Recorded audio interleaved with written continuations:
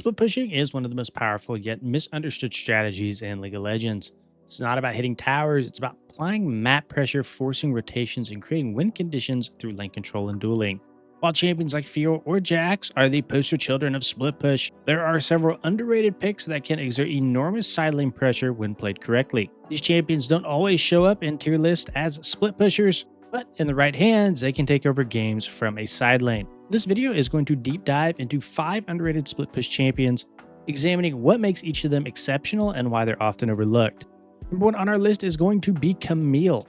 Camille stands out as one of the most dynamic and skill-expressive top laners in the game. Her kit is designed for dueling, mobility, and precision, making her a natural side lane threat. Her Q Precision Protocol grants immense single-target burst and true damage, letting her both win duels and shred turrets. The second cast resets her auto and adds bonus damage, synergizing perfectly with Sheen-type items. Her E is going to be her hook shot, and this gives Camille unmatched lane mobility, enabling her to engage, disengage, or escape ganks while maintaining side lane pressure. Her ultimate Hextech Ultimatum allows her to isolate targets, a vital trait for split pushers who need to punish solo defenders. Anyone trying to stop Camille 1v1 risks being locked in and deleted. Her mid to late game scaling and structure damage let her pressure towers relentlessly once she has her core items, and this pressure warps the enemy's map movement, creating openings for your team.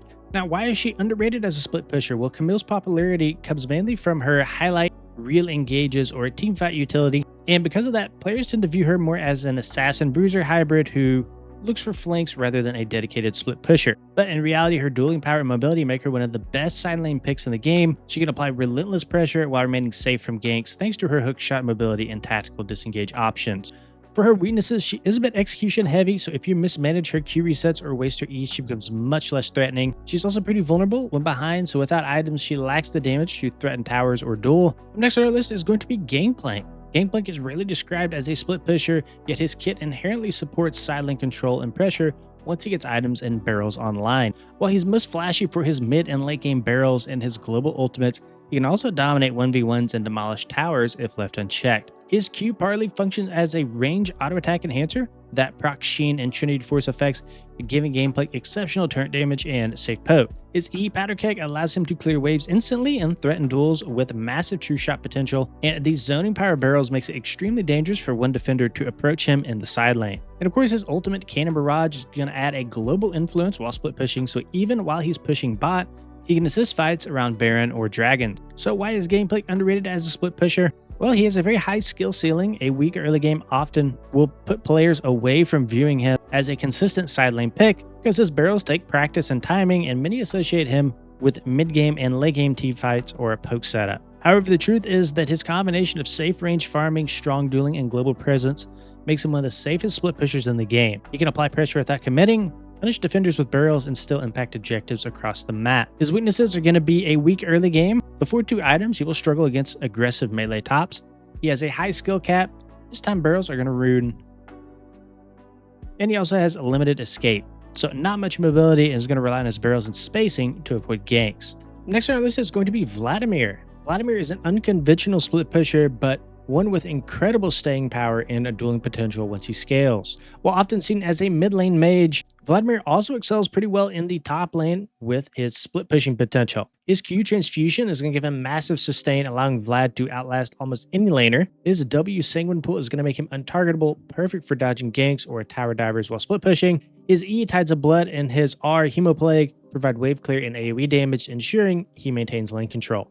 Vladimir will become a 1v1 monster post level 11, sustaining through trades and punishing any champion that dares contest him. Now, why is he considered an underrated split pusher? So his split push power is hidden behind his scaling curve. Most players associate him exclusively with team fights, but in the side lane, his sustain and safety tools allow him to apply slow, constant pressure that's extremely difficult to punish.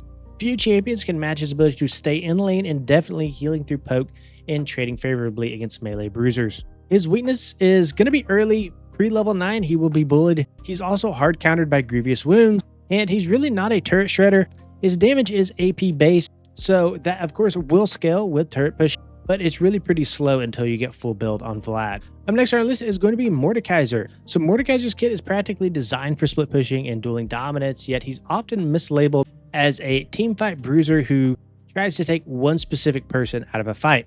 His passive Darkness Rise gives consistent AoE damage for wave clear and trade, His W Indestructible is going to grant a massive shield that convert into healing, which is ideal for long side lane skirmishes. His ultimate Realm of Death isolates one target for a true 1v1 duel, making it to where he can turn a 2v1 into a 1v1, so a lot of times you almost have to send 3 people to stop a Mordekaiser. And then also his itemization. He goes Rylai's, Thornmill, and Riftmaker. These all enhance his sustain and durability, letting him tank tower shots or small skirmishes while continuing to apply pressure. So why is he underrated as a split pusher? So players tend to focus on Mordekaiser as a team fight and sort of an AP bruiser role, forgetting that his 1v1 isolation potential is exactly what makes a split pusher thrive. When he's ahead, he can trap and kill any solo defender who tries to stop him, and this forces people to respect his space, buying him free time to take turrets or farm jungle camps safely. His weaknesses are going to be no mobility. If multiple enemies collapse, he is going to be locked into that fight typically.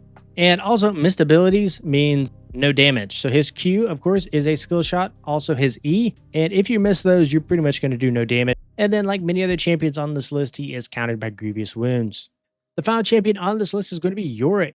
While Yorick is one of the most dedicated split push champions in the game, he's also one of the least played. His entire design revolves around summoning an army to overwhelm towers and isolate defenders. His ultimate Eulogy of the Isles summons the Maiden of the Mist, which alongside his Mistwalkers, push the lane together. His Q, Last Rites, enhances auto attacks and synergizes with his pets for massive structure damage. His E, Morning Mist, marks enemies, granting his goals to attack and shredding their health. And his W, Dark Procession, creates terrain to trap fleeing enemies, perfect for punishing solo defenders. A well-played Yorick doesn't just split push, he creates a second win condition by turning a single lane into a siege engine. So why is he underrated as a split pusher? Well, despite his clear design, Yorick just remains pretty niche.